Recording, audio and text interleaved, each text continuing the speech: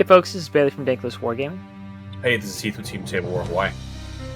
And welcome to the Path to Redemption, the Warhammer 40,000 Dark Angels podcast, where our aim is to provide Dark Angels players with the tactical and hobby skills they need in order to compete and enjoy in this wonderful hobby of ours. On this month's episode, September 2024, we're going to talk about the release of a new video game.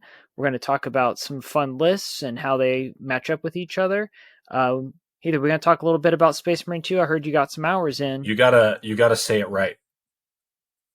Space Marine. Space Marine. Yeah. All right, we can do that. Yeah. And then we got the hobby challenge we got to check in on, which apparently is connected to the featured segment. And then we have a couple community comments, and then we'll wrap it up. So, Yep. Big release this month is Space Marines. Space Marine. Yep. So we've got $60 on Steam. So do you know if there's like a different price for console? Is it just going to be 60? I feel like 60 is pretty standard. Yeah, for AAA games, I don't have a console, so I'm not sure. The upgrades, I don't. Let me pull up my Steam real quick. I got it pulled up here on the upgrade. So you've got what did the one up do the for first. You? The one upgrade comes with the gold edition comes with the season pass built in, which is like $40 on its own. Yeah. So you're saving yourself a little bit of cash there because it's $89, and then for $9.99 you get the season pass and something called the Ultramarines Champion Pack. So if you really want to be an Ultramarines champion, you can fork up the extra $30-$40. But come on now, so those aren't the season pass September. So this month they were supposed to release a private PvE lobby, which is good because nice. And they had a couple other bug fixes coming out, and then season 2, I think, which is going to be second half or the remainder of this year, or maybe the season. I don't know, whatever. So the remainder of the season, remainder of this year, they are going to release a Dark Angels kit. Don't know what's in it. That's what they said. Let me see if I can find the news release right here. That'll be fun. But everybody loves the Dark said Angels. they were going to have. Everyone is on the Reddit and the Facebook and the Twitters, posting pictures of Dark Angels that they use the custom coloring stuff to set up. Nice. Man, Reddit's being slow. Anyway, so that's what their chapter customization. They're going to have something coming out for that. I believe it says like skins. So like the Ultramarine one has basically drip for your Space Marine, like purity seals and all this, the Omegas and the nice, the Indianapolis Colts branding for your Space Marine. So I imagine the Dark Angels one will have that. So like I built a Deathwing color scheme for my Bulwark, because who doesn't want to play a Deathwing Blade Guard veteran?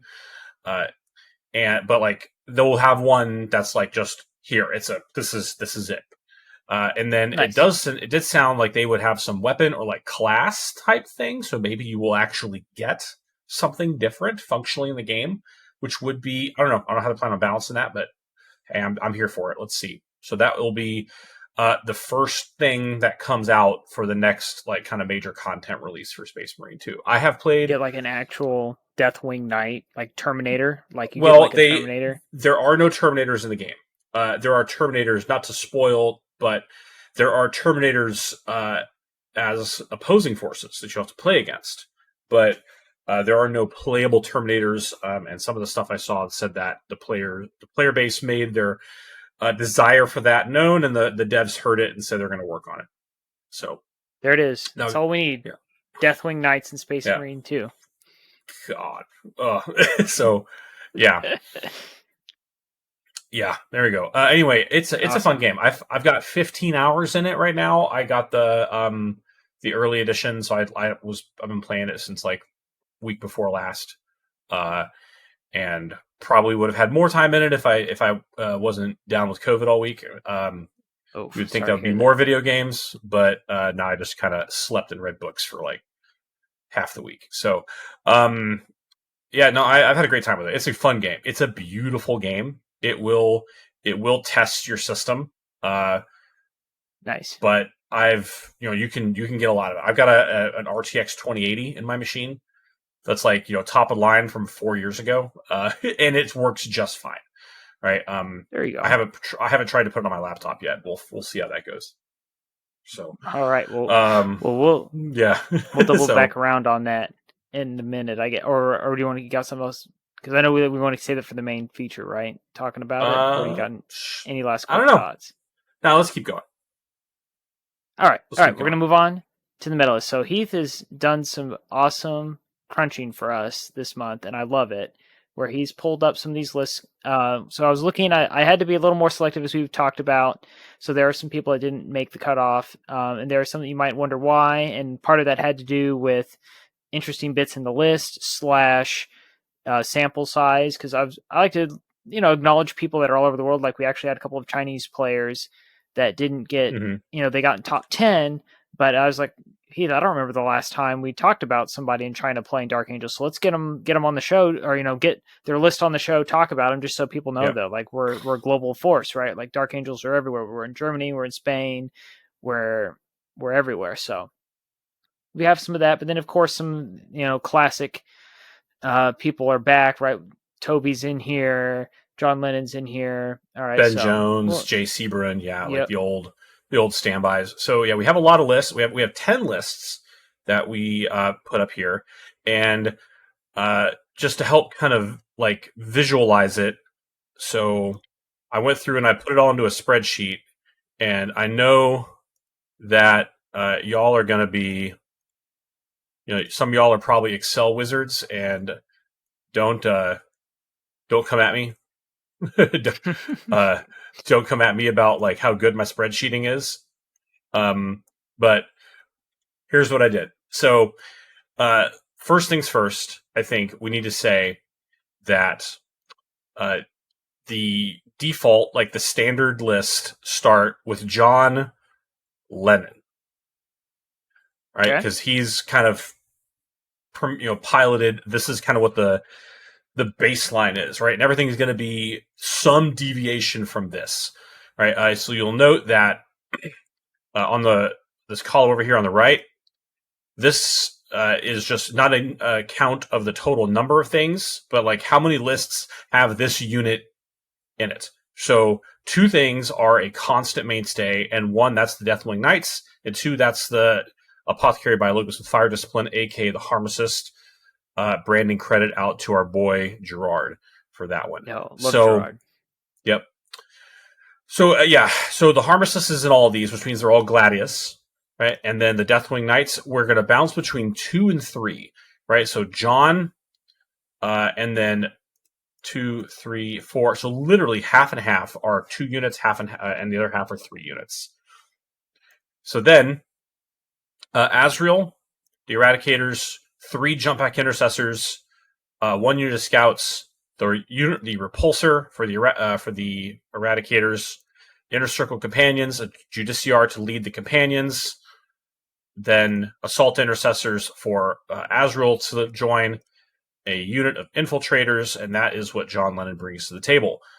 He got first place in his event, which was one down in Florida, right? Yeah, I'm scrolling. Yeah, the Crucible. The Crucible 2024. 116 player, 7-round major. There you go. I like how you didn't put in our show notes the placing that they got. Was it just implied that he got first? Yeah. So yeah. Anyway, nothing really. Oh, go ahead. I say, got to leave a little bit of suspense, right? Yep. But I mean, that was a pretty big tournament. Like some of the other names, like there were like Siegler was there. Yeah. Like it wasn't a slouchy tournament. Like there were some big names that Jack Harpster was there. Like he beat some, he competed against some big names. That's all where Art of War is, right? Obviously, because John Lennon runs Art of War. Like that, Florida's a freaking Shark Tank, man.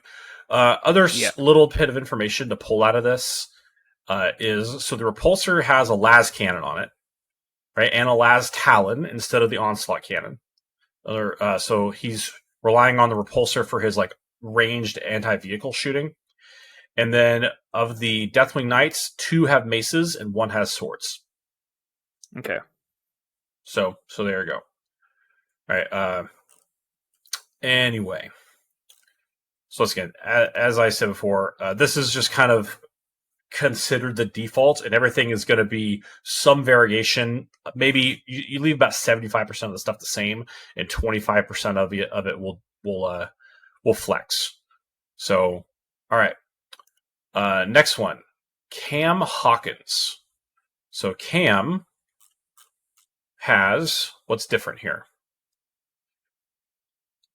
So well, he dropped. Go ahead. Yeah, he dropped the Deathwing Knights, 1 squad. He dropped a squad of Jump Pack Intercessors, bumped up to 2 Inner Circle Companions. He's brought 2 Impulsors and then some Ravenwing Black Knights, baby. We gotta love the Ravenwing Black Knights. So 2 Impulsors, right? So I think obviously your Inner Circle Companions go in there. He's got a Judiciar for 1, right? And then Azrael's going to go on the other one. And that's, I believe, how this is probably going to play out. So, and then the Black Knights. That is what really. So, if you're watching this on YouTube and you see the screen, I've highlighted the units in green as ones that I thought were interesting choices, and then ones with yellow or this orange color were what I think were interesting omissions, and then the reds were like WTF, mate? Like, how'd you pull this off? So, anyway, right. So, what do you think the Ravenwing Black Knights do for him on this list? Do we know? Hold on, let me go look. It's Cam, right? So I just pulled that up.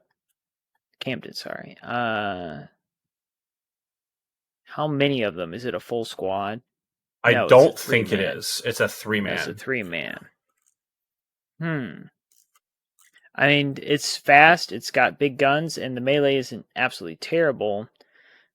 So, I mean, I've in my experience, it's nice to have a fast unit, especially late in the game, to go sit on, go from behind terrain and sit on objectives.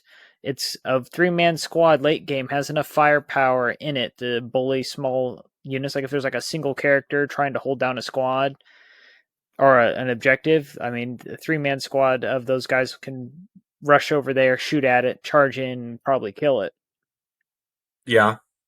You can also use it as a late, an early game, like run out and speed bump something because it can get out and because they got the bigger bases, right? Because they're bikes, run out and camp it in front of something, even though that's kind of rough work for something that expensive. But I'm sure there are matchups where it's like, yep, we need to block it up. They're only 90 points, right? Like, it's true. They're only 90 points, so it's and. So the Black Knights being, I'm going to them in my app here. Yep. On the list it says it's 90. Yeah, so 90 points. So yeah, the thing I think a lot of people don't or miss about them is that they're OC2. So they'll get you enough OC on like your home objective, and you don't want them out front early, right? Yep. Which and they got enough kind of mass like base wise that they can do a pretty good job deep strike screening. If they get dropped in on, right, that's 3 wounds each, T5 with a 5-up invul. They're not gonna be, they're not gonna get cleared by like Bolter and Scepters or a Calidus, right? So, and then they're shooting, like you said, that's possibly 9 shots with a plasma weapon, right? And their melee's not fantastic. It's only 1 damage. If they were damage 2, I'd be a lot higher on them, but.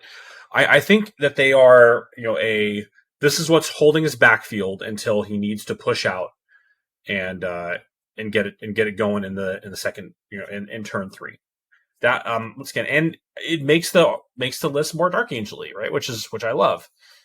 So I don't know. I just thought that was such a really cool tech piece, and I would love to see and hear more about how they actually get used if we are correct. Yeah. So.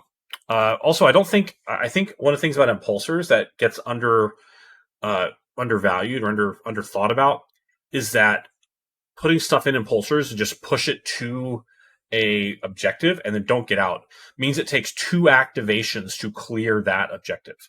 Yep. Right, and that's really, really helpful.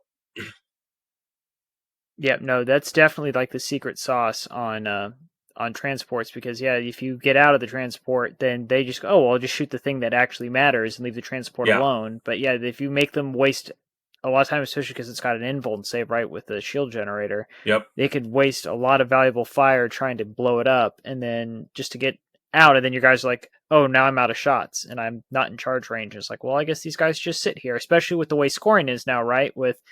scoring at the beginning of your turn, it's good to just rush out, drop the guys, let it blow up, and then the guys hop out, score the points, and then move on. Also, there's a thing, if you're considering this when you move it so it sets up next to a building so that when it blows up, if it blows up, they can jump out through the wall to be out of line of sight. And that's obviously going to be a decision you make based on where your terrain is compared to the objectives, blah blah blah, et cetera, et cetera. Right. So I love the 2 impulsor choice.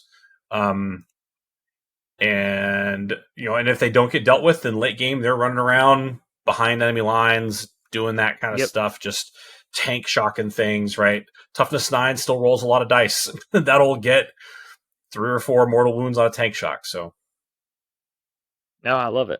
I love them. yeah. I love mech infantry.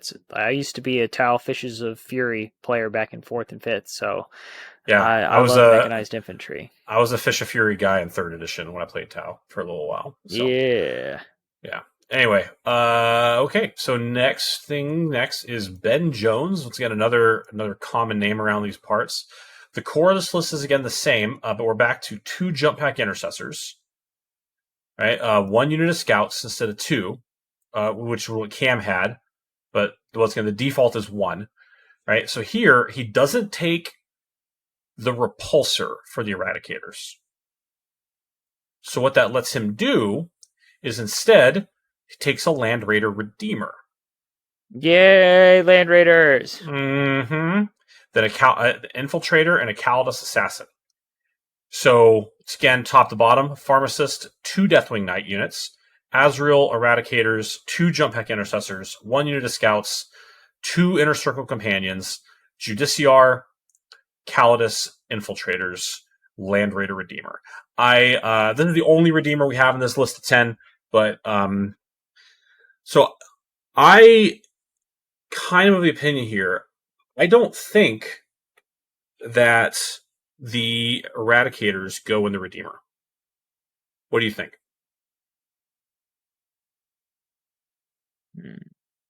You're feeling like they're strategic reserving off a board edge, or are you hiding them behind the building?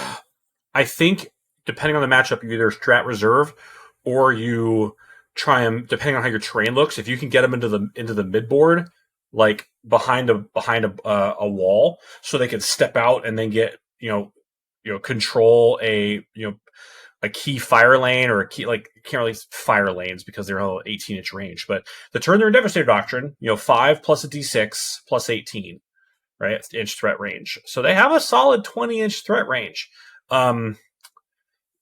Probably still, yeah, I'd say about 20 to 22 because getting all of 6 40mm bases plus the character is tough. But so but it is Gladius, so they can advance and shoot still, though.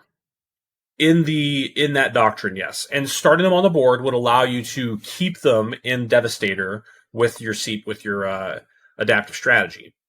So what I think he's probably going to do with the Redeemer is he's going to put both units of Inner Circle Companions in there. Okay. Right, because they can hold 14, so that's 2 plus the Judy, like 6 plus the Judy, and 6 plus Azrael. And then it just charges up the board, takes the center position, right, a la Napoleon, right? And then these 2 units can charge out of it after it moves and just hit home, right?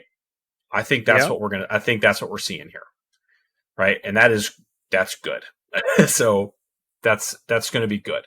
And then the Eradicators are just kind of, once you've put that, basically power fist, right, is what this concept is. I'm just going to push it right into the middle, let it go, right, and your opponent is on the back foot, right, or they're swirling around it, right, and trying to come on your flanks, right. then that's what your Deathwing Knights are. They're playing, they're playing guard, right? They're containing the edges. So you got a flexibility here to either use the Deathwing Knights in the middle, or you got the speed to put 2 units of just absolute chop straight wherever you need them to be, right? And then once they're out of it, that Redeemer is the biggest Overwatch threat in the game. Okay. Yeah, so that's where I'm seeing. Well, and I know there's options, right? Because there are a couple lists here, right, that don't have the transports for the Inner Circle companions, but the Inner Circle companions are still there. Because remember when that first round of big changes for the Inner Circle companions, and we had 1 Inner Circle companions, we had 2 Inner Circle companion squads, 3. Yeah. We had them in transports, we had them on foot. So there's a lot of flexibility where, like, yeah, you could maybe put you could even put Deathwing Knights, a squad of Deathwing Knights in the Land Raider Redeemer, run it to the middle of the board, pop them out, and then have them sit in the middle too. So this is one of those things that we've been talking about of, like, I have flexibility in my list. Like, there's multiple strategies, multiple units, and the way I can use my dedicated transports of my characters and to flex to my opponent. And I like that about this list. Yeah, I think that I had something right now, and I think it just went away in my brain. So, oh no, yeah. So I think that having the Deathwing Knights on foot is the right answer here, because what you want people to shoot at the Deathwing Knights, because they're so hard to kill, right? And they're going to you're forcing them to waste their efficacy shooting into your stuff that's -1 damage. Right. That's kind of how I'm feeling on this. Yeah. So I don't know. And then once again, this is a first place finish for Mr. Jones. Congratulations. So what was the event? Ben Jones, this is a 49 player 5-round GT in Wales in the UK. We'll see if we can take a look at what his pairings were, his win path was.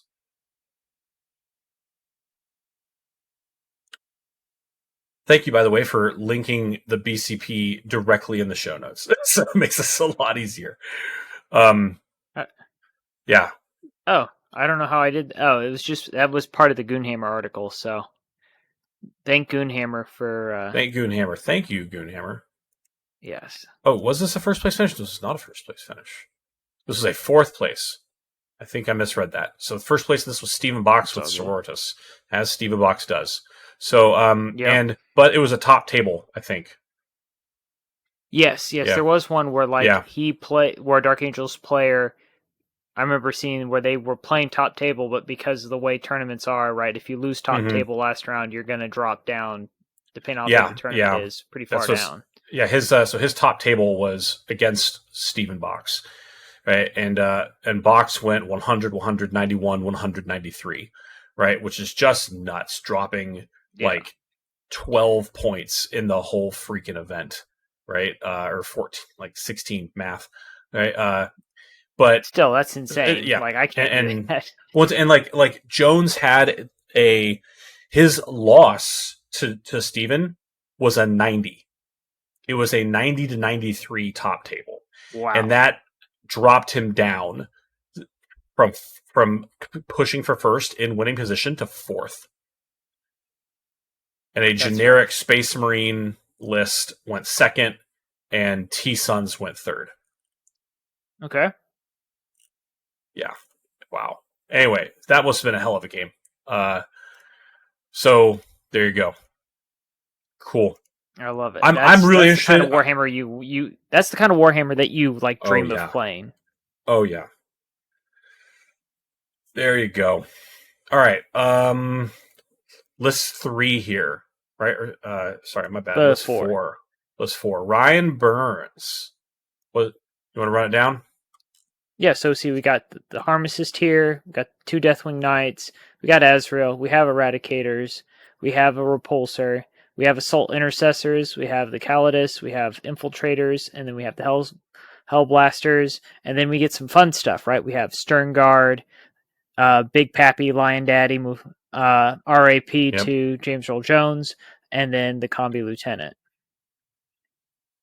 Yep, Mufasa, the Lion Mufasa, Dad himself. Mufasa. The Lion Dad himself, right? So, once again, interesting list. This list, it's deviant because it has no jump pack intercessors. Yep, that's big. Which is, okay, so what is the point of jump pack intercessors? They are your action monkey scoring units, right? Yeah. What does he do to replace that functionality? Because it's not scouts, because he doesn't have those either. Yep. Well, there's a Calidus and there's infiltrators, so I could see that filling those roles. And there's a combi lieutenant. The combi weapon lieutenant, right? So the combi weapon lieutenant, I think, is so the Calidus is doing your jumpy, is uppy downy. Right, the combi weapon lieutenant just stands somewhere, holds down maybe your home objective, right, and just does lone oppy stuff and lets you reroll ones to wound against the center objective, because you're probably always going to put on the center objective, in my opinion. And infiltrators. So I think infiltrators are a great tech piece. They're super, super, super valuable. And I wish that I had more discipline when I wrote lists to put them in there all the time. But man, the Lion. Love it. First place finish at the Heroes in the Mid-Table in British Columbia. In Langley, British Columbia, Canada. 42 players, 5 rounds. So,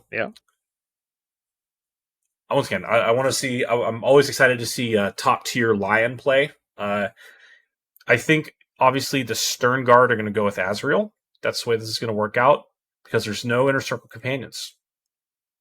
No Assault Intercessors. But so, we do have that is a fatty squad of Hellblasters, though. That is a fatty squad. Oh, that's a good point. Fatty squad of Hellblasters. Oh, yeah, you're right. Forgot about that. So what's the... Okay, so probably that, right? But so why the Stern Guard? This is the only list today that we're talking about that has Stern Guard in it. What's the purpose of the Stern Guard? Well, see, they've got... I don't know. Right. Well, they do have...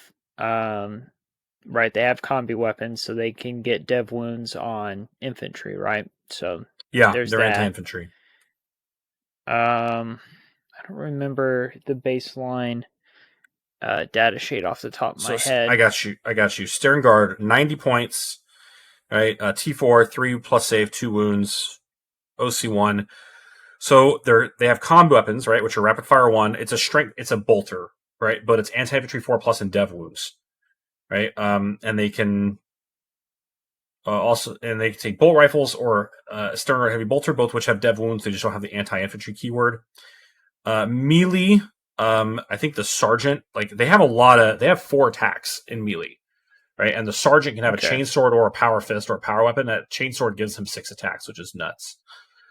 And their data sheet rule is when you make an attack that targets the oath target, you reroll 1s to wound. Okay, so there's some reroll 1s there. And that's for the whole squad, right? So if you put Azrael in there, Azrael get reroll 1s to wound. So yeah, but why would what matchup would you put Azrael into this unit instead of the Hellblasters? Yeah, because there's no lieutenant with fire discipline to go in there. So once again, I mean that's just me. Obviously the harm assist is taking the fire discipline in all these lists. So once again, I think that people at this level are playing up. They're relying on skill to put the Eradicators where they need to be to get to kill the big stuff, and also the Deathwing Knights, right? And they're saying I don't need lieutenants with lethal hits to make my Hellblasters punch up. I have other stuff for that, right? Hellblasters are fantastic. Yeah, go ahead. Well, and you have assault intercessors. So there's 2 very obvious places from what we've seen for Azrael to go with the assault intercessors 3. for the reroll wounds. 3. And then you have the fatty Hellblaster squad, and then there's a 3rd unit that he could potentially. That's interesting. The Stern Guard focus applies to melee as well as shooting, by the way. Yeah. So I think this is an interesting list. would love to see it played, or Mr. Burns wants to let us know what's up. Yeah. Also, I don't know what dynamic. Go ahead. So I was going to say, I think the Stern Guard, if in that setup, I would almost use them as my backfield unit, because who wants to deep strike on top of something where everybody in the squad has at least 4 attacks in melee? Like, who's going to deep strike onto my backfield objective and charge into that and think that they're going to have a good time? And then they've got dev wound guns. And like if I had like in a mirror match, like if someone tried to drop their Calidus assassin in my backfield and charge into those guys, right? If they overwatch them with they're gonna get some hits in because they got rapid fire, and then they've got dev wounds, so they could just plunk your assassin before you even get to them and overwatch. Or move over and shoot it and charge it and kill it. And because as cool as assassins are, they are what, T4 and have a 4-up invuln? Like, that they're is delicate. squish. Like, they're delicate. Yeah. So the and I don't know if you need dev wounds to kill sisters, which is the other really top tier list right now. But also, and there's probably an effect that the presence of the lion has in those lists that we don't understand.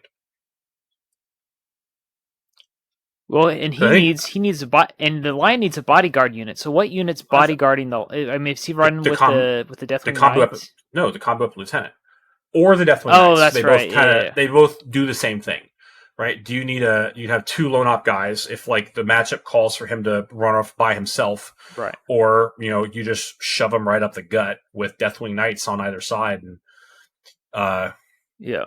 for your mortal wound defense going crazy. So yeah. It's man. So again, this is a list that I don't think I understand.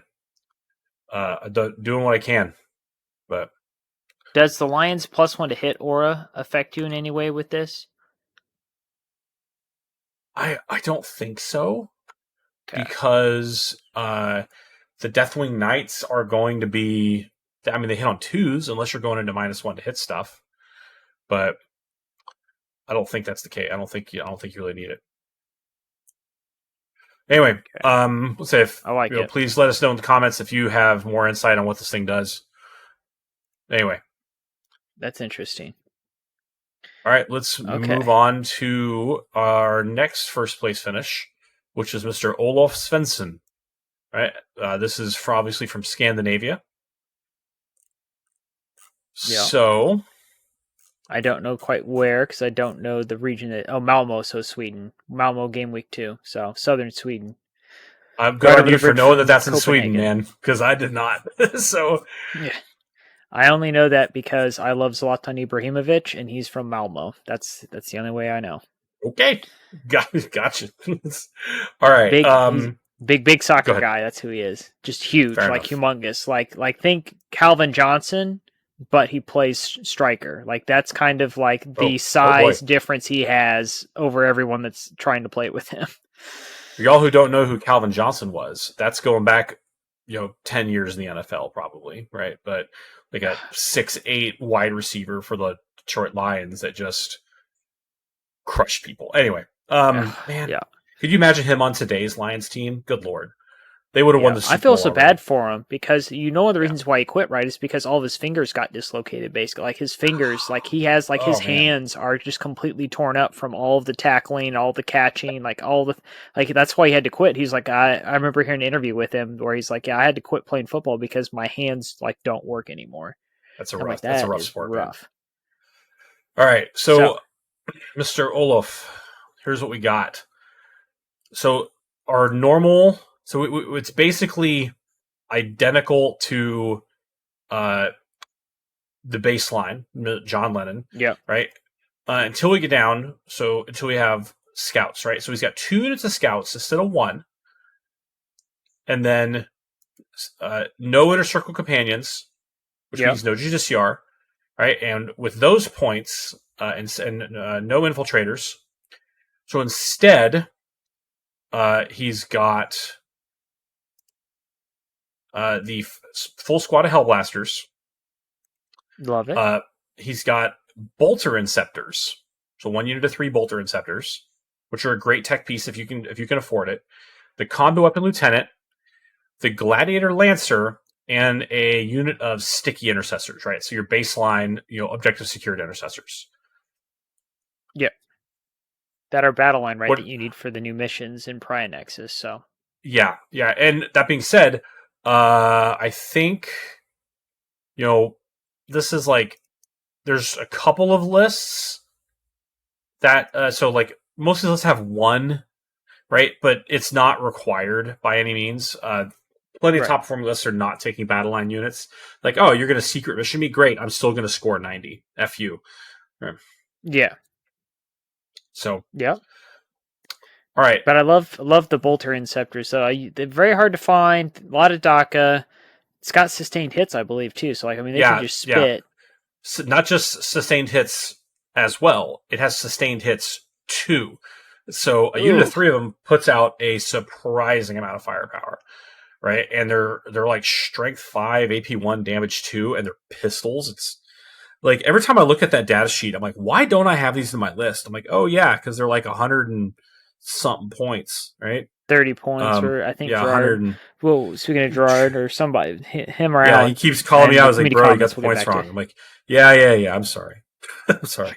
So, well, but don't forget why they're there though. They're there for that 3-inch deep strike to just be like, surprise. Yeah. Gotcha. Yep. And I think clutch is to keep these guys in reserve and then rapid ingress them. Yep. Because that way they can just like zoop. Hey, what's up? You thought you had that objective? Yep. No, I don't. Right? Or you're on notice that you have to actually guard your objectives. Right? Also, another thing you can do is I haven't tried this myself, but I've seen people do it. Is you can put your Gladiator Lancer in reserve and rapid ingress it, or bring it off a board edge. Right? Because that's the thing is like it's always going to be you never want it to be out of position, right? And you don't want to try and expose it on turn 1, right? So just put it in reserve and bring it in when you need it.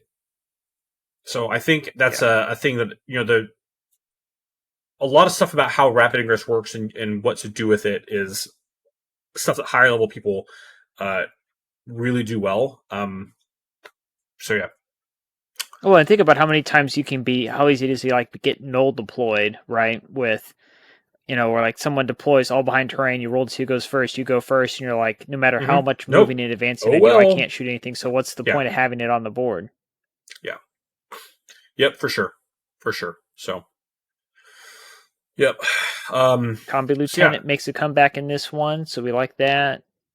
Yep. Second, and then well, in this unit's there's two battle line. There's two battle line because you have the assault intercessors and the sticky intercessors. So I think the assault intercessors are going to probably go with, once again, either Azrael or the Hellblasters. Hellblasters probably are the default, but if they go with Azrael, then that's also a good choice. So, and this has 3 squads of jump pack intercessors. So like, there's just so many tools. A lot of action units, right? Yeah, and 2 scouts. I mean, there's just so much movement and things you can do with this list. And he's got and still 3 Deathwing Knights. Oh, 3 Deathwing Knights, the Eradicator and the Repulsor and the Hellblasters, right? And then all these other tools, right? So he's got the 2 core shooting units, right, which is the Hellblasters and the Eradicators, and the tank, right, and the forward pressure from the Deathwing Knights, and action units for days, and the Gladiator Lancer, right? So this is a dangerous list. I am happy with it. I don't know what I'm doing that I need to get rid of to get this in there, but I guess it's the companions. I can see why he didn't bring Inner Circle companions. That's what's missing from that list. Absolutely doesn't need them. Absolutely doesn't need them. Yeah, I mean, just absolutely doesn't need them. So interesting. Okay. Yeah. This next one, I'm really stoked to see. Like, this guy just went. J.C. Barnum is. J.C. Barnum is he's a wild lad. Absolute so he didn't win, mad lad.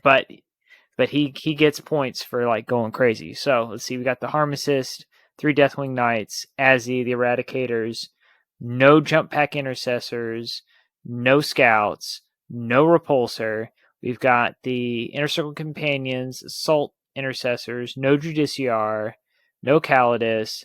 Got the Infiltrators. We got 1 Impulsor, 1 Librarian, and then are you ready for it? 2, count them, 2 Desolation Squads. Wow. Let's go. I don't even know, man. So, what do you do with Desolation Squads? Like I actually ran a Desolation Squad a few months ago in an Unforgiven list, and I put it in an Impulsor and just used it as like a firing platform, and it was actually really effective. They're expensive. I think that given all the changes to indirect fire, they need to come down like probably 20 or 30 points. But because this is the first time I've heard someone talk about them right at this level in ages. But yeah, they got the crack missiles, so they got the bigger missiles. Oh, so, yep. So they got that ranged anti tank. Then they got the little indirect missiles. So, yep, which those are good. Big ones are good. Chipping away at things, right? The big ones are good, right? They're strong. They do a lot of work, right? And I don't think anything can join them other than I don't know if librarians can join Desolation Squads. I think that Librarian is in the Inner Circle Companion Squad for the. I think you're probably right. I just want to be like understand what my I think Desolation units, they literally just run on their own. There's no way to like sneak fire discipline into them.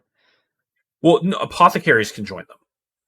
Okay, that's still not too bad. Yeah, so that's a thing that you can still do. But I think they've just taken so many hits, man. It's rough. Yeah. I think I got to play with mine like once before they just got super mega like don't bring these anymore. Super mega nerfed. Super mega nerfed. Yeah. Yeah, I know apothecaries can join them. I don't know if librarians can join them. I have to go check it. Check the librarians list. Librarian stats. Come on, librarian. Who can you join? Librarians can join them. Okay. In this case, however, I think you're right. The librarian definitely is going to go with the Inner Circle Companions. But once again, you've got Azrael. So maybe it. And there's no Hellbusters. There are Assault Intercessors. There are Intercessor or Assault Intercessors, so there's still an option to put him in there and get 3 rolls. Yeah, so I'm pretty sure Librarian's going to go with the Inner Circle Companions, but he could go with the Desolators. I don't know why he would. It doesn't seem necessary. But So anyway, that is cool, it's an interesting list. So it's going to no repulsor. So the Eradicators are either starting on the board or strategic reserved, and that's going to be a terrain decision, I think. Obviously, I would really prefer to keep them in the center of the board if possible. I don't know. Maybe if this list, I don't know what event. If this event had like it's one of those ones that does player place terrain, then that would be a thing that you would absolutely say, "Oh, I don't need a transport. I just make my own deployment." So, but whoever steps out is going to get aced. Yep. Anyway. All right, so our next list, this is run by some mysterious individual known only as the Shadow Blade. The Shadow Blade. Yeah. At the 40k levels de Horus. I think this was in Spain. No, wait. Was this one in Mexico? It is. Spain or Mexico? No, this is Spain. La Voz de Horus is a huge Spanish language 40k podcast, and they are based out of Spain. Okay. Because I think it was last month we had the Mexico. That's the Mexico City one was last month. So this list is also there's a mad lad in here, and he loves big bada boom because we've got 2 Vindicators in this list. So this is the only list still running Vindicators. Hell we love those. We like those. We got the Calidus, we got the Repulsor. So there's a Repulsor and 2 Vindicators. So got the smoke here, right? We've got 2 Jump Pack Intercessors, 2 Scouts, the Eradicators, the Harnesses, 3 Deathwing Knights. But there's something missing. But a very big miss. And I went and I looked. I confirmed this. Azrael is not in this list. Whoa. Hey, okay. I don't know. I don't know, man. I don't know. So, because I thought that maybe the notes were wrong. I thought maybe I transcribed it wrong. I went and I looked on BCP. I confirmed it. Right. The Shadowblade don't need no Azrael. He runs Successor Chapter, I guess, or something. So, well, there's nowhere for him to go. If you look at right, there's no Inner Circle yeah. companions. There's no Assault Intercessors. There's no help. So I can see why I didn't bring him. Like, there's nowhere for him to go. No, Like, where does he hide? You're right. You're right. That is It's crazy. Look, it's what it is. What it is Bold's heads up list design. He's like, I don't need the units he's going to lead, so I don't need him. Yep. And I respect it. I respect the hell out of it. Right? Good for and good it's for saying you. I don't need the CP. Like, his list is not built around just spamming stratagems and stuff, right? Because you're like, I don't need that extra Azrael CP. I'm just going to shoot you with Vindicators and a Repulsor. And I don't know, man. So that's also brave, man. Like, that's some classic 40k there. It's just like, we don't need stratagems. Where we're going, we don't need them. And just my data sheets are good enough. Yeah. Yeah. People don't play that way anymore. That is, so I'm impressed. Which is like, he got a 4th place finish, but still, that's at a 100 plus player event. Yeah. So, man. Anyway, so like, okay, not last week, but the week before, when I went and played, I used a Vindicator just because I saw people doing it, and I was like, I want to see what this Vindicator thing's about. Oh my lord. Right? It's the Vindicator was like, I played against an AdMech player. He had a unit of 4 of the 1950s robots from outer space, and the Vindicator killed 3 of them in one shot. Oh, yeah, that's they're like not toughness easy. 10, like the invul, like everything. Just I rolled a 6 for the number of shots. Just boom. Right, and like he failed, I think 6 or 7 saves, and the first 2 dice, 10 damage. Second 2 dice, 10 damage, 10 damage. Like, oh my god, what is happening? It's like, and then the Hellblaster's like, okay, we're gonna kill the other one. Wow. So double Vindicator is I can see it. I can see it. I wouldn't recommend anyone go out and buy Vindicators because they are a firstborn unit that's probably not going to survive another edition. Who knows? But we'll see, man. Good lord. Let's get in. So Calidus is and 2 scouts are your objective scorers, right? Or your uppy downy guys, the jump pack intercessors as well. But no Azrael, right? So 2 Vindicators, the Eradicators, and the Repulsor just pushing up the board in a wing, right? And getting it done, right? With 3 Deathwing Knights. Love it. Love it. It's great. It's great. So next list is a friend of the podcast, Toby Bennett. So we haven't been reading list names, but we're going to read his because that's what he wants. That's why he does it. That's why he does it. You ready for this? Do it. The Lion's very own Dilf Battalion. Okay, kids, if you don't know what that means, go ask your parents. Anyway, direct message Toby Bennett. That's what you need to do. Yeah, he can explain it to you since he's named his list that way. You can find him on Facebook. It's fine. And YouTube with Black Crow Gaming. With Black Crow Gaming. All right, so what's Toby cooking with over here? So he's got the Pharmacist, right? The Harmacist, 3 buy units of Deathwing Knights, Azrael. Right. Thank God. No more of that. No Azrael talk. Right. Then he's got the Eradicators, 1 jump pack intercessor, 2 scouts, no Repulsor. Right. The Judiciar and the Inner Circle companions. I feel like I'm missing something. What am I doing wrong? Light. Let's see. Right. Go back to the source.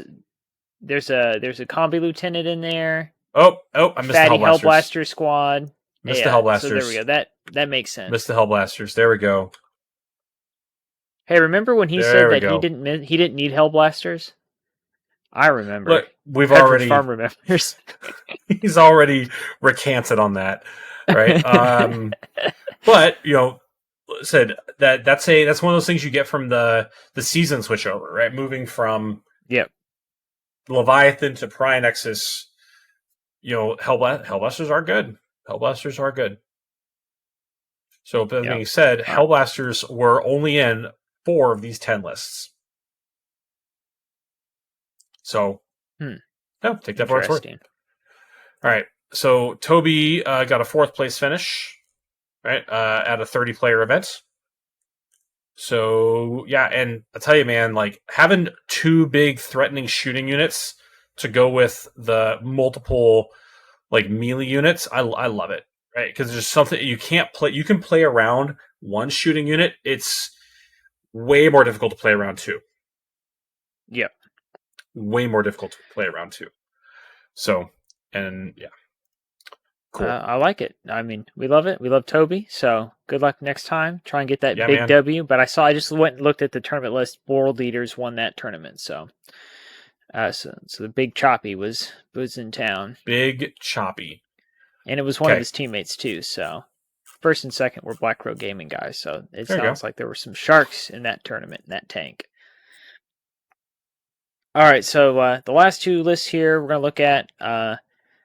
Part of the big interest is that they are from China. So as we mentioned before. So the one guy, I think Gerard found these lists, and he said the one guy's name. He just went with the last guy name of Huan. I think this would be Xuan Huan. All right. So if that's incorrect, please let us know in the comments below. We would like to get things right. All right. We're detail-oriented people over here. Mm-hmm. But that's where my British heritage comes in. We just mispronounce everything, even when we try our bestest. We still get it wrong. Yep. So what does Xuan have here? Let's see. We got the pharmacist. We got 2 Deathwing Knights. We've got we've got Eradicators, 2 Jump Pack Intercessors, 1 Scout, 1 Repulsor, Inner Circle Companions, the Judiciar, the Calidus makes a return, the Impulsor makes a return, and the Hellblasters make a return. And then one fun bit, the Terminator Chaplain. So the Terminator Chaplain, so the Deathwing Knights, he's got 1 squad of Swordy Boys and 1 squad of Macy Boys. So obviously the Chaplain's going to go with the Sword Boys. I do like this. I am a fan because it lets them punch up when they're charged. It's just, the Terminator Chaplain's not cheap, right? And that 80 points is another squad of Jump Pack Intercessors that you could have. So, let's see. Chaplain and Terminator armor. That's 75 points for the Chaplain, right? And that's another squad of Inner Circle Companions. Sorry, not another squad of Inner Circle Companions. That's basically another squad of Jump Pack Intercessors. So he sacrifices 1 squad of JPIs for the Terminator Chaplain, which is going to let 1 of his units punch up a little harder, right? And then there we go. So I like it. It's got a lot of, like you said, it's got a lot of the good tech. It's got all the little bits and pieces, right? And just that 1 Terminator Chaplain, right? Just to make it, this gives you a little bit more CP efficiency, so you're not having to CP that 1 unit, right? So it'll be punching down into stuff way better. It'll be punching up into stuff way better. And it'll be just as efficient, basically, going into vehicles, unless they're Land Raiders. So, yeah, nice. Well, and it just shows. I'm hoping this means that at one point in time he was a big all Deathwing Terminator player. That he's like, no, I must soup up my Deathwing Knights because they must be. We must make them super powerful. We just can't have them go straight stat check. We have to make them better, more efficient. I love it. Okay. Yeah. All right. So next one is another list from the same tournament, the same event. Where in China is this? Shanghai, I think. Shanghai? Yeah, Shanghai. Yeah, Shanghai, okay. Shanlin, Warhammer Chinese Championship. 49 players, 5 rounds. All right. So, according to Google Translate, the 7th place finisher, his name is Dark Elf Night Breeze. If you thought Shadowblade was cool, thought that was edgy. Guess what? All right. Dark Elf Nightbreeze here has it's pretty the notable departure here is the Eradicators. Right? So you got the Harm Assist. Did I miss something? There's no freaking way. Does he have them, or that? Because I pulled this off Gerard's website, so maybe I missed it. So is this? Let's go to BCP. Are they there? Yeah, let's go to BCP. Let's go check. Are there aggressors there? I was really hoping there were aggressors when I saw this the first go around. Okay, so Biologus, Judiciar, Azrael, Calidus, Salt Intercessors, 2 squads of JPIs, 1, 2, 3 squads of Knights, Deathwing Knights, 1 with power weapon, 2 with. There we go. There we go. No, I wanted aggressors. Oh no! I was so excited for 6-man squad of aggressors. No fill. All right. No fill. This is a okay. Nope. There we go. So back to the original source material. Sorry, I did this late last night and I was a little blah. Right? That probably could have like seeing the Harnesses without aggressors or the Eradicators should have clued me in that there was something wrong there, but whatever. So, okay, yep, 1, 2, 3 Deathwing Knights, 6 Eradicators, 6 Inner Circle Companions, and 1 squad of Scouts and the Repulsor. Right, and everyone's doing this last cannon, last Talon. They're doing the Repulsor full anti-tank. Mine's not modeled that way, so I don't play it that way. But yeah. Okay. And he's got sticky intercessors too, so that helps. So he's got some battle line to go with assault intercessors. No hell blasters, so you got he's got the assaults and the stickies, yeah. Yep. So you're gonna probably put Azrael in the assault squad, and have the stickies backfielding you. It's a 5-man. It's not the 10-man. Boo! 10-man assault intercessor squads. Be men. Be manly men. Big choppy. I know it's not the way to be anyway. I know somebody did it recently, but I think it was the last episode, but I was so proud of them because that's such a fun thing to try. So I ran the aggressor thing last time I played. And I will say, I mean, it's good, right? But it requires the use of your Oath of the Moment, and it's slow. It just takes so much time to roll those dice. Yeah, and but the upside on that is that aggressors can fight in close combat really effectively, whereas Eradicators are really out of their depth on there. But the aggressors are so much more expensive too. They're so much more expensive. They still haven't taken they're still paying the popularity tax from the beginning of the edition. Yeah. So big view on all those lists, things that we saw that are in every list. Or 80%, so above that 25% things, because I think you mentioned something earlier about about 25% gets played with. So if we use that as the mark, every list is bringing, for the most part, is bringing Deathwing Knights. It's bringing Azrael. It had the Pharmacist. It had Eradicators. And then sort of then the out of those 10 lists, the 2 8s were Jump Pack Intercessors and Scouts. So what I'm picking up is that's where you start your list, and then from there you do other things. Yeah, which means I need 3 more Eradicators. If you want to play at this level, that's the place to go, right? Once again, just because you have the tech doesn't mean you have the tactics, right? And right, I would and you need to you can show up with John Lennon's list. Right, and get wrecked still. Right, you need to practice it. You need to know what your matchups are. Right, the list is only 30 to 40% of the work. Right, you have the tools. That doesn't mean that you're a craftsman. Right, and I'd like to next couple of episodes maybe we just really start trying to dive into that and how they're getting used and what the actual stuff is. So when is our so last question I want to ask you about this is of these 10 lists right here.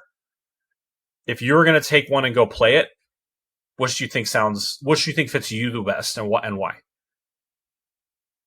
Man, that's a good question. If you were going to go take one and just do it, and say, not only would I think I'd do good with this list, I think it would be a lot of fun.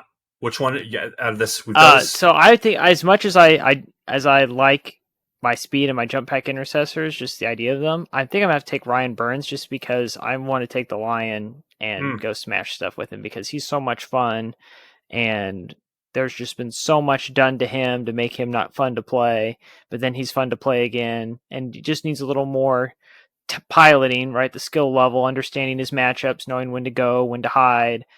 But any reason to bring him out is fun. 10 Hellblasters with Azrael is just fun. It's just so much fun to roll that out. And then when people least expect it, charge in with him because you're getting 2 attacks, 3 attacks, and then sustained hits in melee. And so if you have the right target, you just walk into that and punch it to death. Infiltrators, I've played with them forever, right? So I haven't played a lot with the scouts and the Calidus, so a lot of the uppy downy stuff I'm not great at, or wouldn't, and I'd struggle with that part of the like tactics bit. But I understand infiltrators. I've been playing them for a long time, and great tech piece, really good in a Grey Knights matchup, right? Where people are like, "Oh, I'm going to deep strike in on top of you in the middle of the turn with my magic," and then you're like, "Okay, well you're outside rapid fire range and you can't charge me," and they're like, but my redeploy, and it's like, yeah, you stay over there. And then plus, right, it works on the Calidus, right? The Calidus is trying to sneak in. You're like, no, you go over there. Nope. Stay over there. Get out of here. So to me, I think that the fun is going to be in having the Lion, just because he's just the best. Let's be honest. We've waited a long time for him. Any excuse to get him out on the board is a good excuse, in my opinion. Yeah, I like it. If he was, yeah, man. God, I wish he was still -1 to wound. I wish he was still -1 to wound. Even if he was only -1 to wound against things that were higher toughness than him. So he's not like making everything else wound him on 6s. I would be really happy. But yeah. It was so much fun to just send him into a big night and just watch him just beat the life out of daylights out of each other. Get out of here. So get out of here. Yeah. If it was me, the one I'm telling you that I think if I was going to pick one of these up and go play it, I think it would be Ben Jones's list. Because, like, the Eradicator, right? They're like, I don't know if I can find a way to get a repulsor in here. I don't know. Yeah. But the 2 units charging out of the Redeemer just sounds so much fun. Oh, that sounds great. So, yeah. I might make some changes. If I can find a way to make a couple little changes to it, but because I've only got 1 unit of Inner Circle Companions. If I put replace one of them with a unit of Blade Guard, okay, yeah, and then find a way to get a chaplain in there to lead the Blade Guard. I don't know, but anyway, so that's the one that sounds to me. But also, man, yeah, Ryan Burns' list does sound like a lot of fun. It really does. And I can figure out what those Stern Guard are for too. So that'd be part of the fun. But yeah, But also Svensson's list. In the Gladiator. Yeah. The Gladiator sounds great too. Yeah. It's okay. There's a lot of spicy stuff this week, right? Or this month. A lot of real spicy stuff this month. Yeah. So Olaf, I think it's second place just because I love movement shenanigans, and that list is nothing but right with the scouts and the jump pack intercessors. Yep. Yeah. Lots of fire wing. And the combi lieutenant. Yeah. Oh, I love it. Movement shenanigans. All right. So let's gonna stop the screen share again. That was, there you go. That was it. Right. That's a lot of interaction. That's a lot of stuff. So, yeah, I don't know if we really have anything else planned to talk about, unless you want to talk more about Space Marine 2. But if you want to give us maybe 10, 15 minutes or a 5-minute, you've got 15 hours in. So what's your top 3 or top 5 maybe things you like about it so far? One, it's a beautiful game, right? It is. Mm-hmm. It's a nice looking game, and I really appreciate that. The story so far is good. Right, it's challenging enough in places where I'm like, oh my god, I have to kill all these freaking.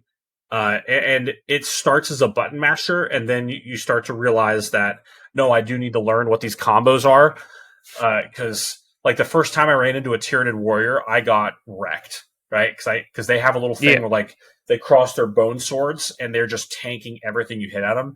And then I realized that if you do a heavy attack, right, where you hold down your right mouse button for a second and then go, it'll smash through that, right? Unless you use your chainsaw. Interesting. Like, in the but in the operations, right, in the PvE and PvP, you can take a power fist, and that does that.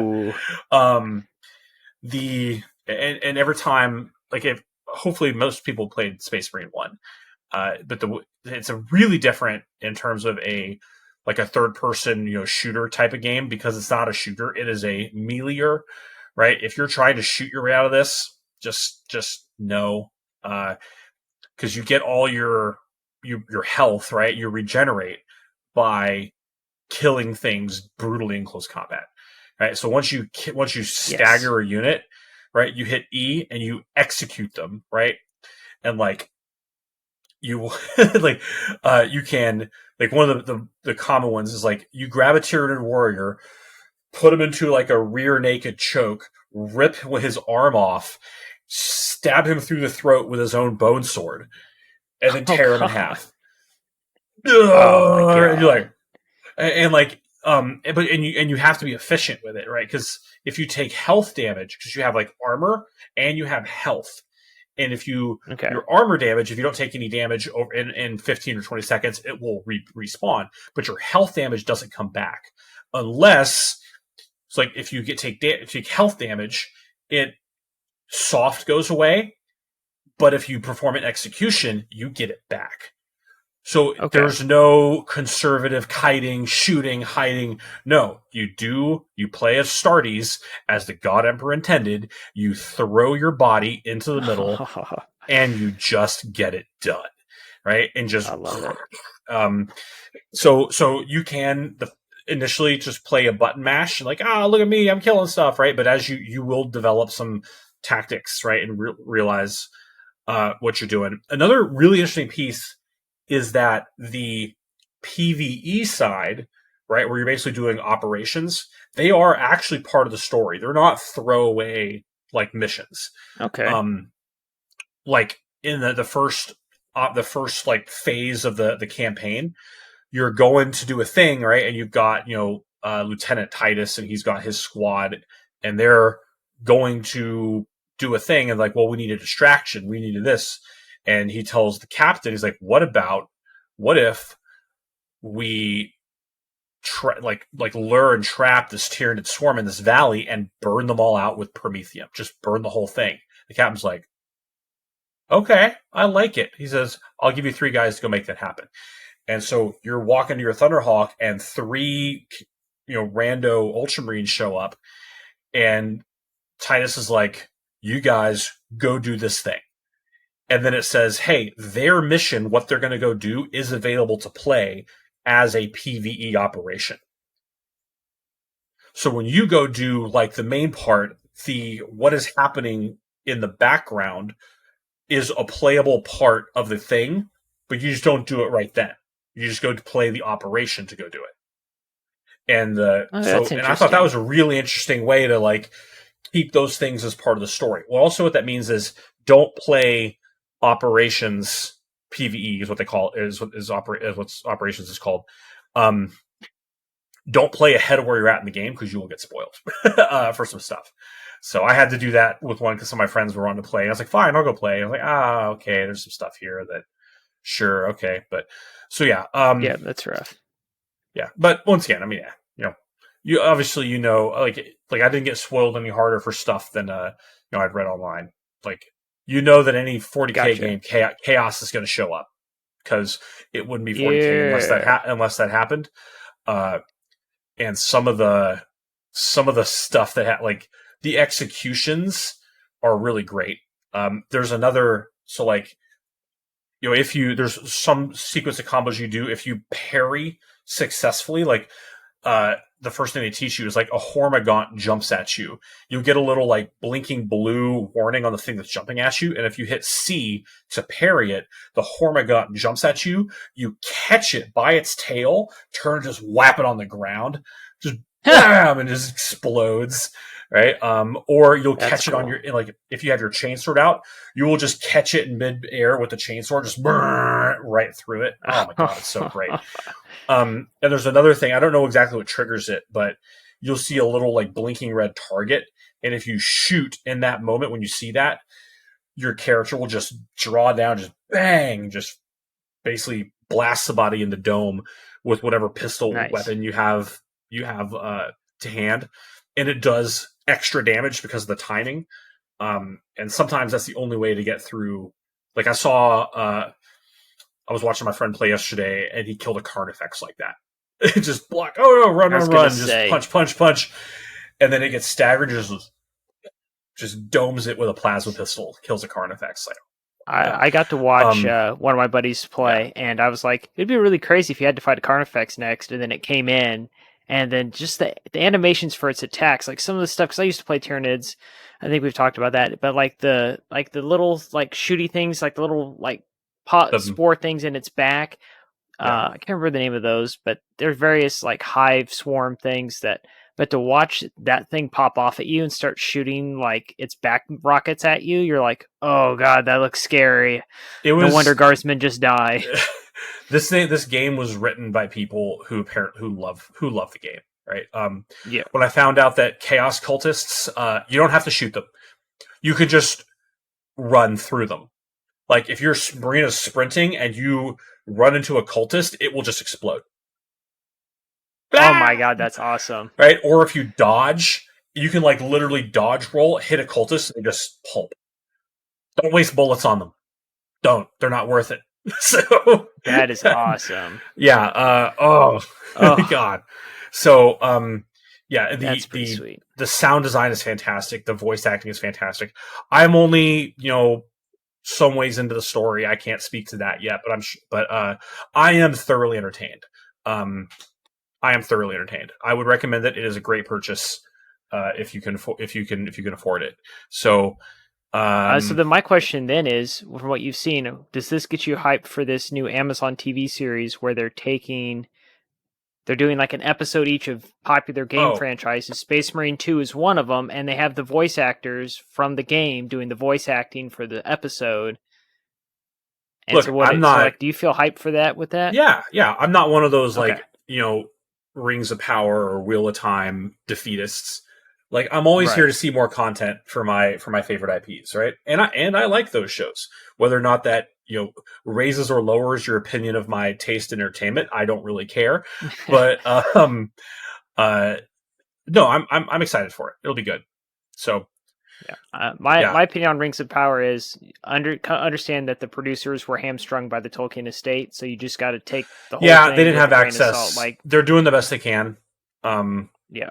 yeah, they're doing the best they can. So I mean, like I'm I there to would. watch Galadriel just like smoke people because that was my favorite part of the whole New Hobbit trilogy when Galadriel like walked into Dol Guldur and was just like, "All right, Sauron, where are you at?" And she just like goes full like boss mode. I was like, "Oh, I will say, this is like, worth all the trash. This was worth all the garbage that this series did just to give me like full power Galadriel." Ugh. I know this is Dark Angels podcast, but mm, ugh, I will I say, love that. my wife has a good point about it. Like, Kate Blanchett, who played Galadriel in the original trilogy, Yeah. is like 5'10" or something, or she's really tall, and Morfydd Clark, who plays Galadriel in Rings of Power, is 5'3".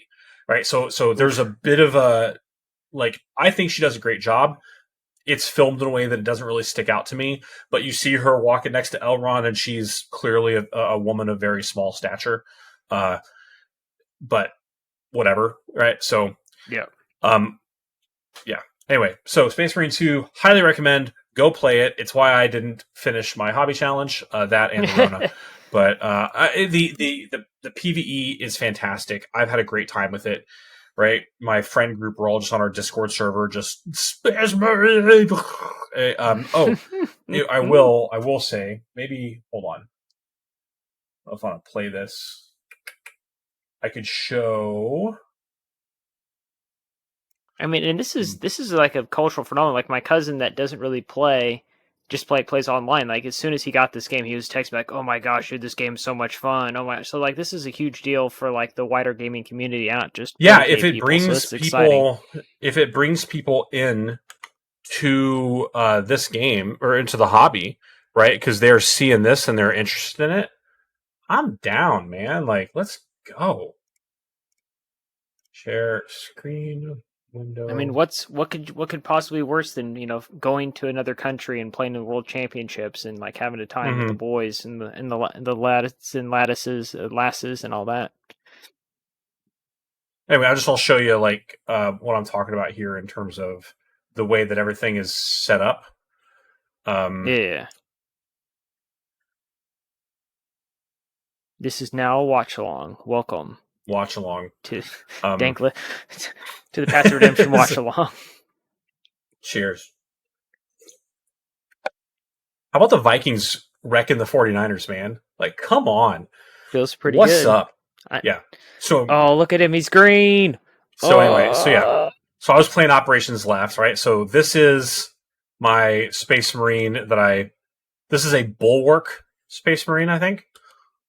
Okay. So, like I said, once again, look at this. This is a beautiful game. Yeah. Beautiful game. Got it.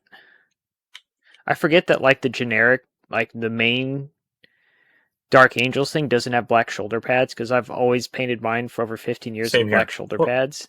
What's wrong with it? Yeah. So, yeah, come over here, and I'll show you kind of what this creation stuff looks like. Oh, look at him, he's green. All right, so all the various classes, right? So, Bulwark, this is basically your Blade Guard veteran, is what it is, right? Yeah. So you can have your Tactical,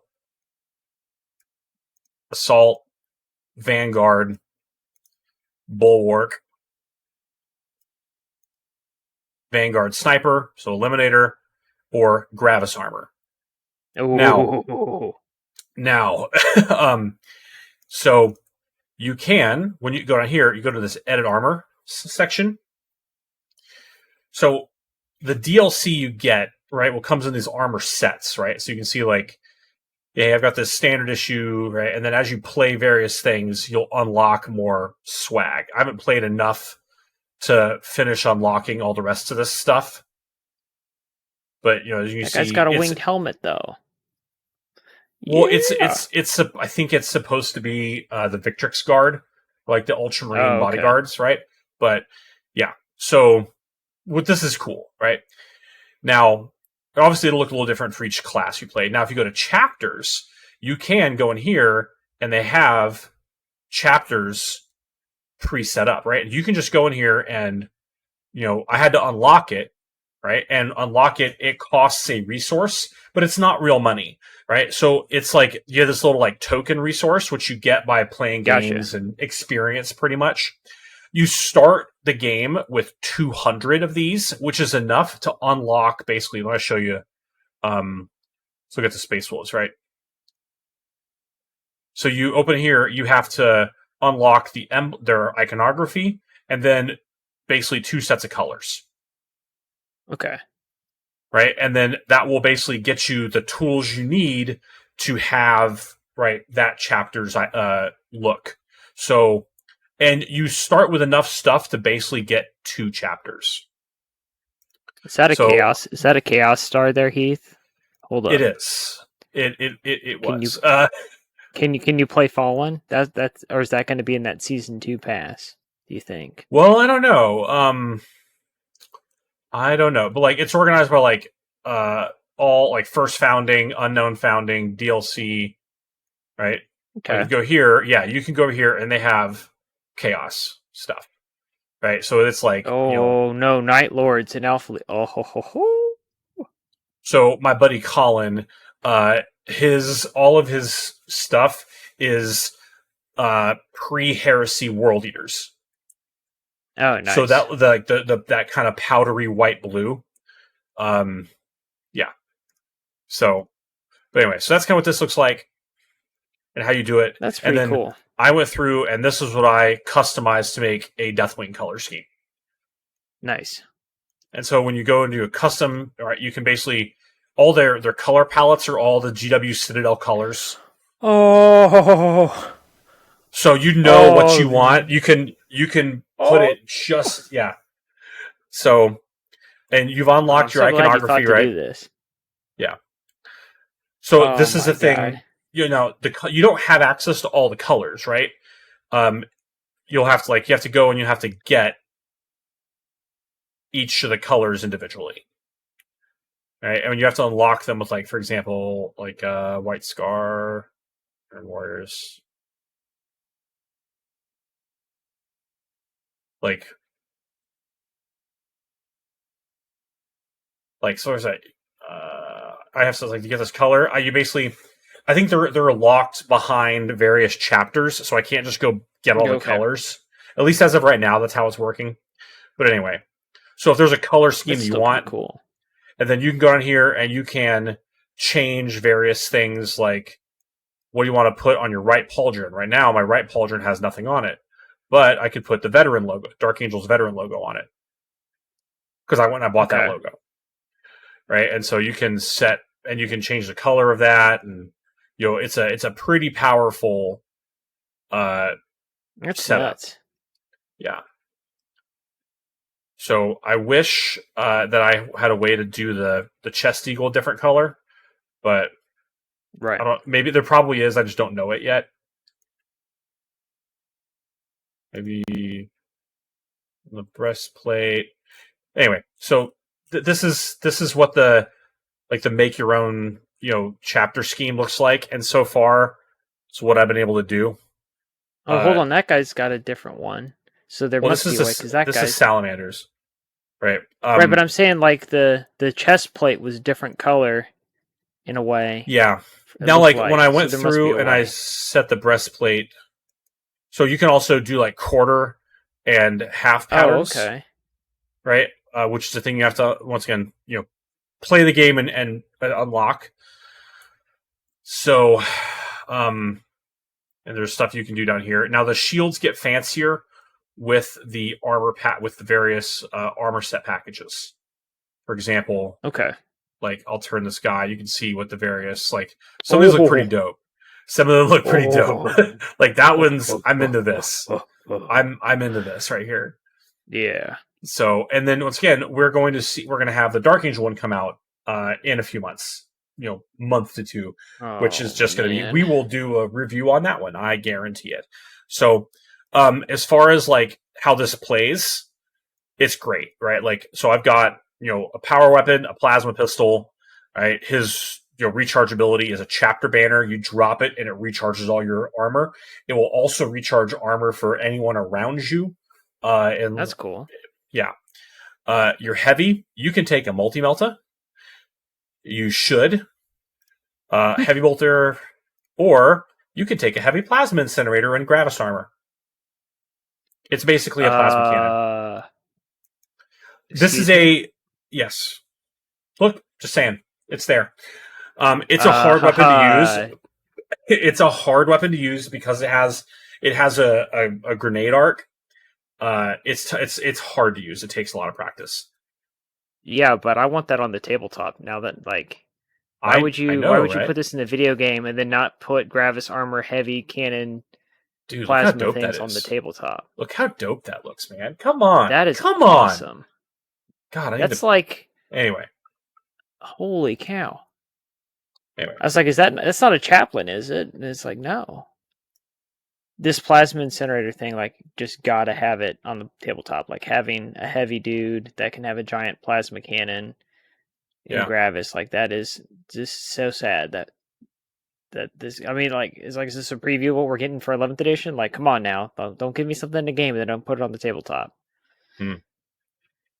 That'd be pretty. Right. That would make Dark Angels, those Eradicator choices for Dark Angels, a lot cooler. Yeah, if there was some sort of Primaris plasma cannon that Eradicators could take, oh, dope! That would be great. Anyway, so here, let me show you this thing I just found. So let's just look at that plasma cannon trials. So this is a test mode, right? So this is, in game. Oh, I got a heavy bolter, right? So I can put an iron halo up, and it just blocks all range damage. That's cool. And then it has to recharge. And then when you zoom, you can see the sustained fire kick in. Yeah. And see how he's stunned now? Yeah. But but once again, you can't just stand and shoot. You need to close. Right. Well, dude, That's he's got big power Termagant. fists, right? Yeah. Well, no, this is an Eradicator. He doesn't. Right. So no. This is where they need to bring. So when he melees, he basically just punches you with the butt of the gun. So gotcha. Anyway, that's what that looks like. That's cool though. So look at you. You're so cool.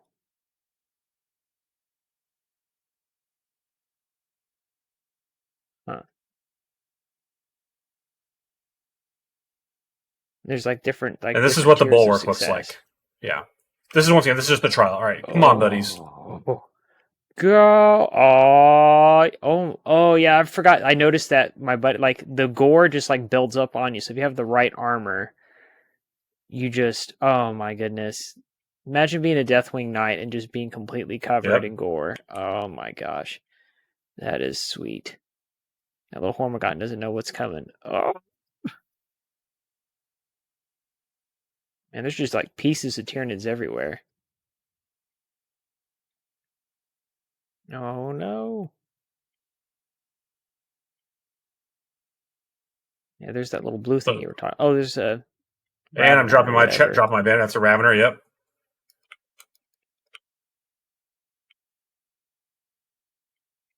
Oh, he popped up again. I mean, if that guy's as creepy as that, I don't want to see what a lictor looks like. Execute. Oh. So anyway, that's what that looks like. It's a cool game. It is violent. Don't play it with your kids around. There is gore everywhere. So, yeah. All right. I think that is a sufficient demonstration of Space Marine 2. That's pretty cool. Yep. No spoilers. Lots of fun. I'm ready for it. Yeah. All right. So, hobby challenge then, Heath? Sure. All right. So you're taking the pass. So you hobbied. I would count that as hobby. You figured out how to hobby on the Space Marine 2. So I've got some Deathwing Knights built, and main colors blocked in. I also started working on my Belial. Boop. Yeah. Right? You see, he's covered in masking putty, right? So I could do the cloak with my airbrush.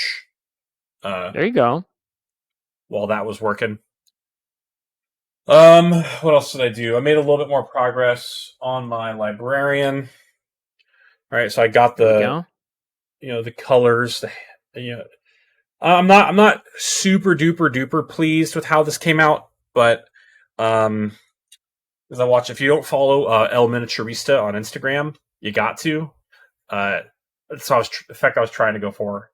So I have that's the white oil paint in the little recesses. Okay, yeah. With some Monument Hobbies fluorescence airbrushed over it. Okay. It's a skill issue. Another thing I found out is this stuff right here does a really similar job. This is just some Testors fluorescent enamel. Okay. Don't use your regular brushes in this stuff, ladies and gentlemen. Right? You can use something different, and you have enamel like white spirits or turpentine ready to clean it. But so that's where my hobby's been. That's what I've been up to. I'll probably I like it. Finish up that squad of Deathwing Knights in the next week or so. So this morning I ran them out and sealed them so I could finish doing the glowy parts, because the matte sealer will take the glow and the gloss off some of my power weapons and stuff. I know where this is going. But humidity, I thought the humidity was fine.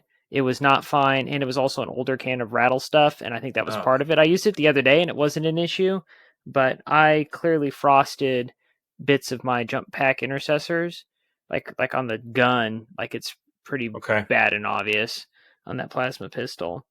But the solution, as I've found on the internet one time when I ruined a bunch of my Zulus, was just get some virgin olive oil, paint it on there, Really? let it dry, Huh. and that takes the frost Wow. away. And then Interesting. your minis smell like olives. It's great.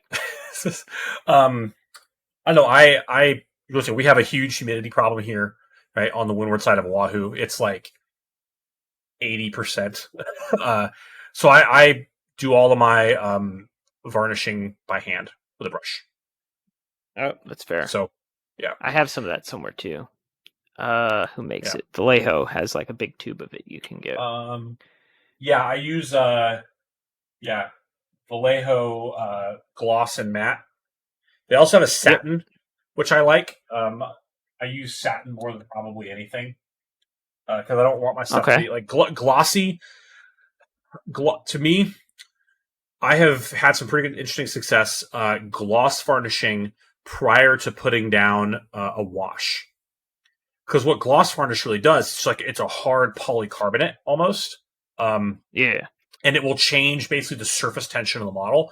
So the wash just runs on it, right? And the wash will be much more washy.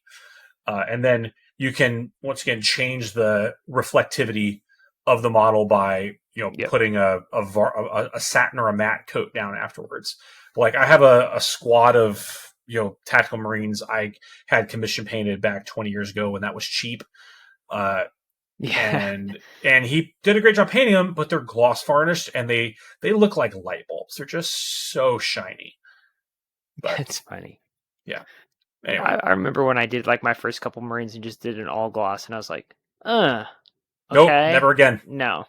Now, with that being said, you can gloss varnish because gloss varnish is much more durable. You could gloss and then you could matte or satin over that once again to knock the Yep. shine back down. So okay. Yep. Anyway, So, let's so what do you interact. so yep. Yep. Well, what about next one? Just keep doing because I Oh, mean, I thought I was gonna get so much more done, and I didn't really. So I kind of want to keep going because yeah, me I think we too. talked about it pre-show. Was like I put like 6 hours into just building Sigmar terrain on Friday, and that like is just like I've Yeah, been so far behind on some of that yeah. commission stuff I'm working on that like I have not had time, and like this like yesterday I woke up at like 6 o'clock in the morning and I painted from like 6:30 in the morning till about 4 in the afternoon on those I'm Space Marines and on some other stuff too. I am going to be between now and our next show, which will probably be end of October. I'm going to be off island for about 3.5 weeks. I have to go to It's fair. Washington D.C. for work. Then my wife and I are going to Canada for the weekend for vacation, Oh and then I've yeah. got to go to we're going to go see a Weezer concert in Vancouver. Oh Uh, nice. so that first weekend of October, and then we're going to go to. Then I have to go to Guam for a week and a half for work, but I will be able to get some hobbying done there because I'll be there basically by myself, and I'll have a weekend plus a couple days of not a whole lot to do. And if you've never been to Guam, then there's like I don't know. I've been to Guam 30 times in my 20 something year career, 25 years in the working with submarines in the Pacific. I've done what there is to do. That being said, they do have a new game store out there as of a couple years ago. So I'm gonna try and There see you if go. if like I went in there, they had 40K stuff for sale last time I was there, and I had a chance to go look. I don't know what their like gaming schedule is, but Gotcha. so if that's a thing, if not, I'll just hang out in my hotel room and paint some models on the weekends. There we go. So We love it. cool. All right, so we're just going to keep doing what we're doing and move on to the community interaction. So we had Wraith Raider. So Alan Percival, the great Alan, is back in the comments with another great video as always. Thank you, Alan. I've tried Gladius once now at the Throne of Skulls Highlander when I went 4-1. My loss was to a Black Templars player who went 5-0, and that was very close. Got one practice game in Sunday. Then it's the London GT. All right, yeah, Ooh, I forgot he's getting ready to go to the London GT. when's the LGT? I wouldn't be surprised if it was this weekend or next.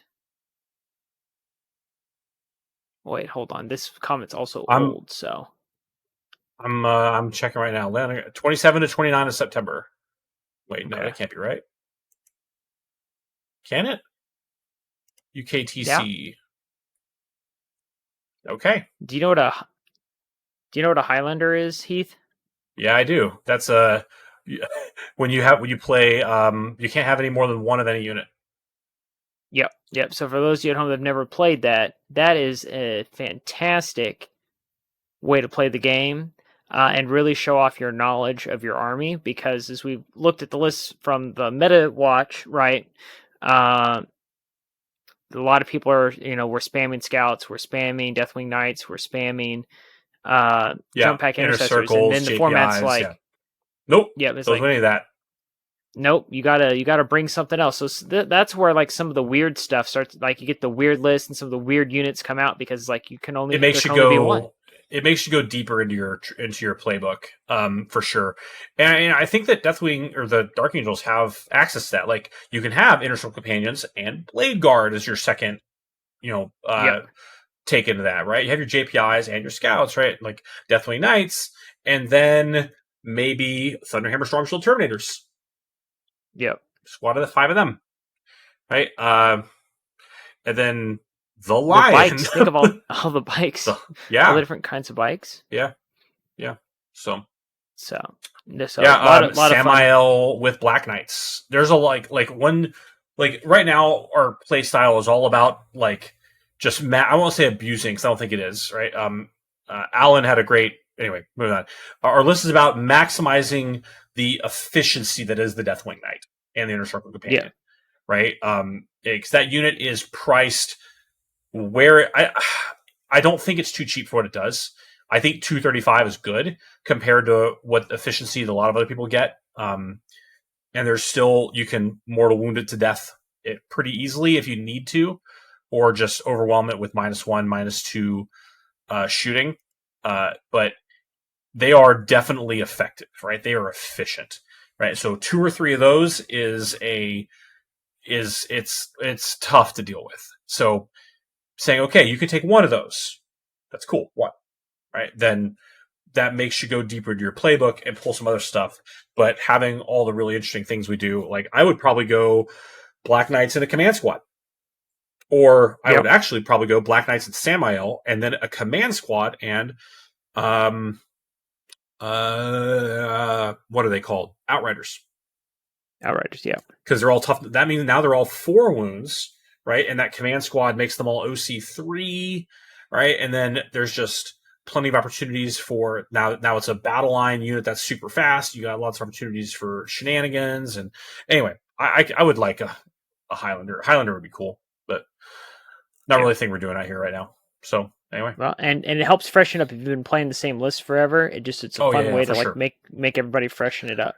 Once So again, there's have a lot fun. of good stuff beneath Deathwing Knights, right? Like, and you go Yeah. a little further down, you'd be like, oh man, that's pretty good too. Like, oh yeah, like is so yeah.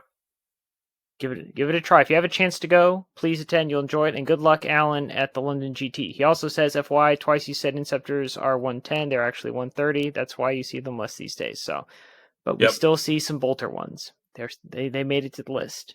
I like most of the ones I ran into at Dallas Open were the Bolter ones. Just Yeah. because they're so efficient at pulling at clearing chaff up, right? And Yeah. yeah. That being said, 3 damage pistol plasma at strength 9 and twin linked is also really good. So Yes, yeah, it is. it's really good. Yes. All right, so Gerard's in the comments. He says regarding Deathwing Knights, I think it's legit worth it to take at least one squad with swords. Not everything that needs to die is a monster or vehicle, and in those circumstances, the extra attack is definitely nice, right? Like if you're fighting big hordes of stuff. I had 3 sword Deathwing Knights true up a 10-man Rubric squad led by Araman and RTT on Saturday. That's not easy. Leaving just the aspiring sorcerer and Araman to be finished off by Azrael. Got him with a grenade and the Lion's Wrath. There we go. Grenades. There you go. If you do have to put them into a monster vehicle onto the chapter strat will help boost them and move those wound rolls up to 4 up against anything short of a land raider toughness targets. Or, right, as we saw from China, you can put those Yeah, Terminator the chaplain. Yeah. chaplain in there. And the For thing, my like the chaplain also means that you're going to wound Space Marines on 2s. You're going to wound Yep. other Terminators on 2s. right? You're and like I said, I like it. This is a hill that I am willing to die on. Yeah, so I'm a fan. I do like it. So yeah, having the thing about relying on the chapter is it gives you lance, which requires you to be on the charge, and that's the only real weakness of it is in the ensuing ongoing rounds of combat. So, and it's one of those weird tactical things. Like, yes, I always think of it as orcs. Like, yes, the orc boys, you don't want to fight them, but statistically, it's better for you to just charge in and fight them than let them charge you because of all the bonuses and all the extra stuff, and they have the initiative jump on you. Like, yes, you're going to have to fight the orc boys. Yes, you're going to die the orc boys, but the manner in which your death will be greatly determines whether or not you charge them or they charge you. And it's one of those weird convoluted things like, yes, the Deathwing Knights are going to beat you up, but if you can pin them back and not let them charge into you, and you turn off the +1 to wound because they didn't charge, suddenly, you're tar pitted them for 2 turns instead of 1, and they weren't expecting that, so that's something to watch out for. If we can't push to the middle of the board, then like our lists rely on us pushing to the middle of the board with heavy, durable, close combat infantry and just surviving there. And that is and if you can, like, the wolf jail list, right, is heavy, durable, fast thunderwolves that come at you and they fight you in your deployment zone, right? So even if you do manage to kill them, they've already run the primary up on you. So getting back and holding the middle of the board is definitely a thing that you need to work on. So all right. And then, Gerard, and then for my hobby challenge. He's putting together a set of terrain I bought from Type 0 Trading. I got their deluxe Sancta Terra ruin set, and I'm caught up enough with my Dark Angels I don't mind devoting some time to the project. I want to have a set of 10th edition optimized terrain on hand. I have a fair bit of scratch built, but it's more optimized for 8th and 9th. Right, and this is one of those things, right, when you're moving from one edition to another, that the way line of sight rules will change, the way, like with the standard deployment or terrain layouts now, like there's just definitely a lot of change. Especially from 9th, when like you had woods and things like that, like you had the dense cover, like the loss of dense cover is a thing. Definitely changes it up. But I could see that. I've never heard of this. I'm looking for it. Yeah. Okay. Type 0 design. Nope. That's a bunch of accessories for firearms. Oops. It's like when you accidentally search whitehouse.com for your government project in 5th grade instead of whitehouse.gov. Gov? Yeah. I don't know. Make sure it's gov. The words Type 0 trading are not really coming up with a lot. Sancta Terra. Maybe I'll just search Sancta Terra ruins and see what we get. Gotcha. Oh, I got tagged in something. Having a rough time here. Not getting it. Huh. All right, Gerard. We need some pics on the website. Yeah, Gerard, you need to send Angels that over. Keep. Let's get this up. Yep. Yeah, please do. We want to know. Can you show me? Get some Phil Collins in here. All right. Okay. All right. We did it. Any final thoughts? Nah, man. Skulls, that's your final thought. There you go. All right, so thank you all for listening to this month's episode of the Path to Redemption, the Warhammer 40,000 Dark Angels podcast. Our next episode will come out towards the end of October, as Heath and I are apparently going to be very busy the next couple of weeks, so it'll take us a bit to get it recorded and then out. But until then, please subscribe, like, and comment below if you're watching us on YouTube or listening to your preferred podcasting service. And last but not least, we'd like to thank Purple Planet for the use of their music. And until next time, I'm Bailey from Dank Wargaming. This is Heath with Team Table of Hawaii. Stay loyal, Angels.